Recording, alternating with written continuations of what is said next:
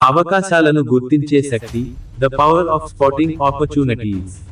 జీవితంలో ప్రతి ఒక్కరికి అవకాశాలు వస్తాయి, కానీ వాటిని గుర్తించగలిగిన వాళ్లే విజయవంతులు అవుతారు.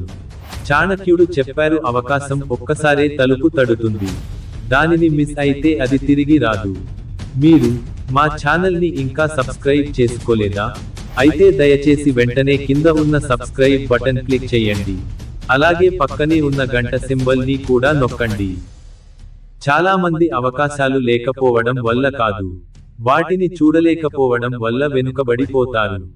అవకాశాలు ఎల్లప్పుడూ మన కళ్ళ ముందే ఉంటాయి, కానీ మనం వాటిని గుర్తించకపోతే అవి ఇతరుల చేతిలోకి వెళ్ళిపోతాయి. చాణక్యుడు చెప్పారు, జ్ఞానంతో చూసే కళ్ళు ఉన్నవాడే సరైన సమయంలో సరైన నిర్ణయం తీసుకోగలడు.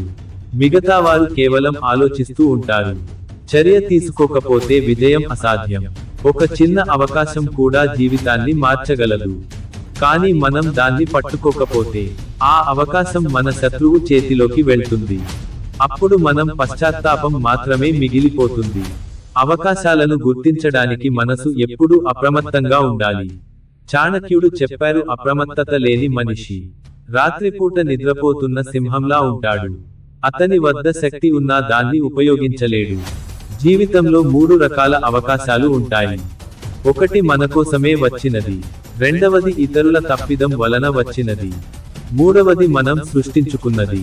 ఈ మూడింటిని జాగ్రత్తగా గమనించాలి. విజయవంతులైన వారు అవకాశాల కోసం వేచి ఉండరు, వారు వాటిని సృష్టిస్తారు. వాళ్ళు సమస్యల మధ్యలో కూడా కొత్త దారులను కనుగొంటారు, అందుకే వారు ఎప్పటికీ ముందుకు సాగుతారు. చాణక్యుడు చెప్పారు, విజయవంతుడు సమస్యలను చూడడు, అవకాశాలను మాత్రమే చూస్తాడు. సమస్యలను ఎదుర్కొని పరిష్కారాలను కనుగొనడం, అదే అసలైన శక్తి.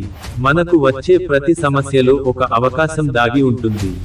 దాన్ని గుర్తించడం మన బుద్ధి, ధైర్యం మీద ఆధారపడి ఉంటుంది.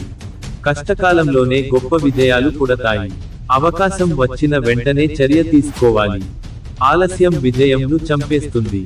చాణక్యుడు చెప్పారు, ఆలస్యం అనేది విజయానికి శత్రువు. మనసు ఎప్పుడూ జాగ్రత్తగా ఉంచండి, కళ్ళను ఎప్పుడూ తెరిచి ఉంచండి, మన చుట్టూ జరిగే విషయాలను గమనించండి. అప్పుడు మీరు ఇతరులు చూడలేని దాన్ని చూడగలుగుతారు. చాణక్యుడు చెప్పారు, అవకాశాలను గుర్తించి వాటిని పట్టుకునే వాడే చరిత్రను సృష్టిస్తాడు.